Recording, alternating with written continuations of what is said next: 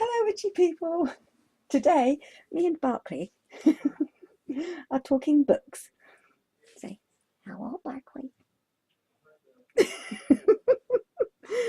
Yes, books. Completely lost my train of thought already. Before I go any further, today is the 22nd of December, and I hope you all had a lovely Yule yesterday and going on today. A lot of people I know do celebrate over from the 20th to the 23rd or so. So I hope you're all having a wonderful, wonderful time. Me and Barclay are having a very tiring time. We've been shopping. Anyway, again, books. I thought I'd sort of like go over, just give you my opinion on some books that I've got, that I've read, you know, that sort of thing. Some of them I won't be able to show you because I have them as ebooks, but I'm going to start off. This is probably going to get me a little bit of hate mail, but I don't care. This one. And it's Hedge Witch, A Guide to Solitary Witchcraft by Ray Bear. Now, when I first sort of really started to get back into the craft, this was the book that I turned to first. And it's okay, I suppose. If you're a Wiccan, I guess it's really a very good book. I just found it a bit, okay, I'm going to be totally honest, I found it to be a bit condescending. As I was reading it, I felt like partly that I was being preached to and partly that I was being talked down to. And maybe that's just me, I don't know. Because I know many, many people that really do love Ray Beth and her writing. So I'm not saying I don't recommend it. I'm saying it wasn't for me. Okay, and it's like as a non-Wiccan, it is very difficult to find books, but I'll get to that later. Okay, another book that I get every year is the Magical Almanac. Almanac? Magical Almanac. Now, I know a lot of people don't like Llewellyn. Llewellyn's publications, I do, because it has obviously the calendar, and in that calendar it gives you all the moon phases and such like, and it's a nice little book. I find some of the other bits in it a bit fluffy, but it's a really nice book. It's a nice read, and it's, for the most part, it's quite non-denominational. So it's not, it doesn't just give you a Wiccan point of view, or you know, it's quite eclectic, it's quite open. So Magical Almanac, I get that every year.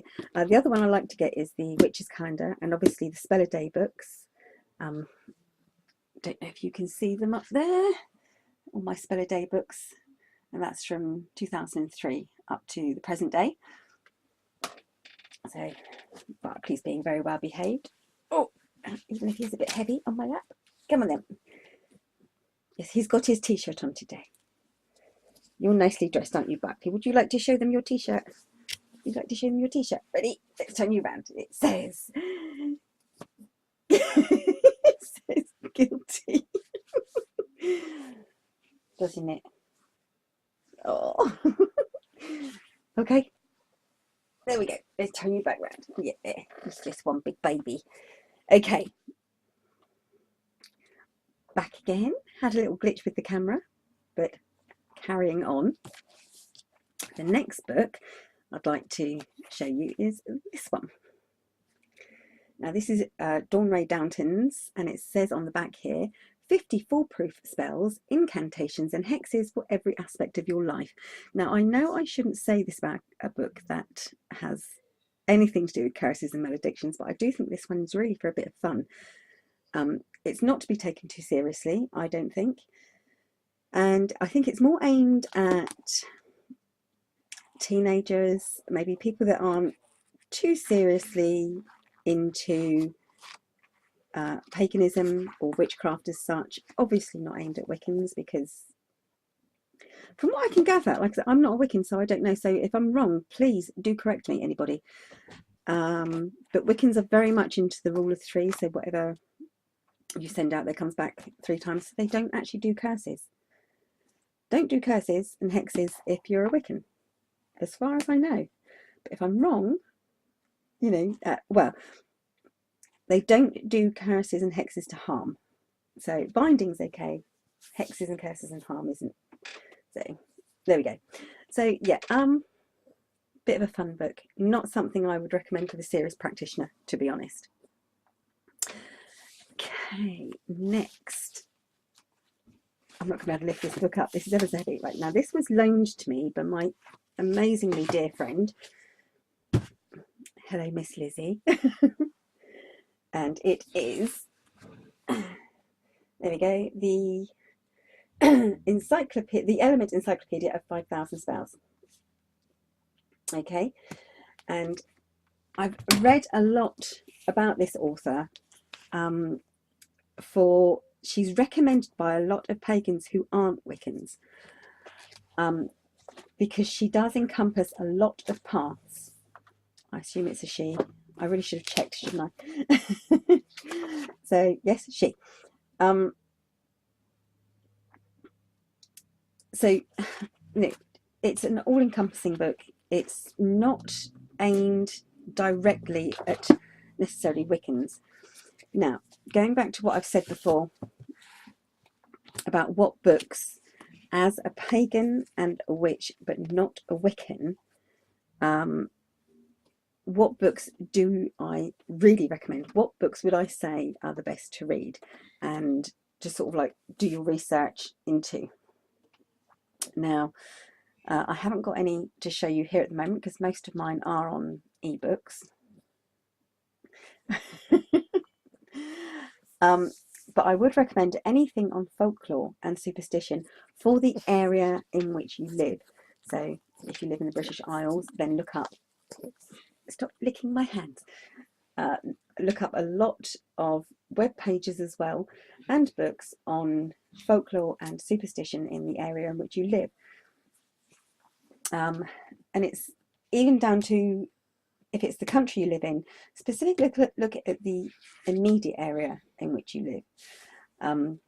For instance, where I live, okay, throughout the British Isles, and in most of the world actually, rainbows are considered to be a lucky omen. Where I live, in the south, they're not. As young children, if you saw a rainbow in the sky, you used to cross 2 sticks on the ground to cross out the bad luck of the rainbow. So it's quite interesting if you take in all these different sort of superstitions and such like from the vicinity in which you live. So more like the localized area. So rather than just, okay, I live in the British Isles, I'm going specifically to the south. And obviously the folklore and superstitions will give you a really good idea, especially if you're a witch, a pagan, I should say a pagan, a witch, hedge witch, hearth witch, green witch, eclectic witch, as I am, and also a solo practitioner. I'm not part of a coven or anything. All right, Barkley. He's flopping all over to one side. So yeah, something that's relevant to my path is actually old superstitions and folklore, and I read a lot of books on old herbal books, old herbal remedies and such like, and that it all works out really relevant to my path. And I think it's because you do have to a certain degree, if you are a witch, I think you should embrace technology, embrace the modernity of the craft, which we can now include in our pathways. You know, you can't ignore that we live in the modern age, but you have to have your roots in the past. You have to have your roots in the old ways and the old religion, whether you see it as a religion or not. So like I said, I would recommend books on superstition, books on folklore, and that will give you really some idea. It also gives you some idea of like what herbs to use and how to work spells using some of the old things. A lot of old superstitions and folklore and weather predictions and stuff like that are actually really, really good. So what I will do is I will list a few books that I do have, mostly as ebooks, or they're in my summer house and it's the middle of winter. I'm not going down to my summer house to collect my books. So I will list them just as an example of the books that I like to use. So now I did mention Miss Lizzie, who very graciously and generously lent me her Judica Illes book. And I would like to say that she also bought me a lovely Yule present. Look at this. Isn't it pretty?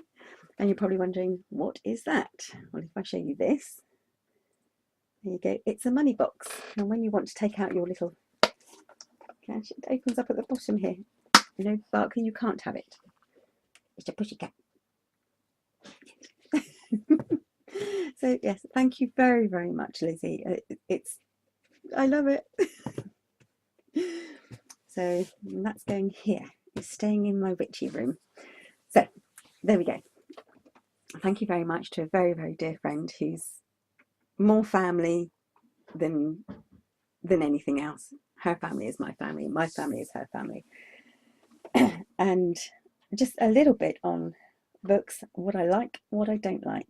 Now, I don't mean to offend anybody with what I say. It is just a matter of opinion. Just like I said, I think what you gain from a book will very much depend on how you follow your path.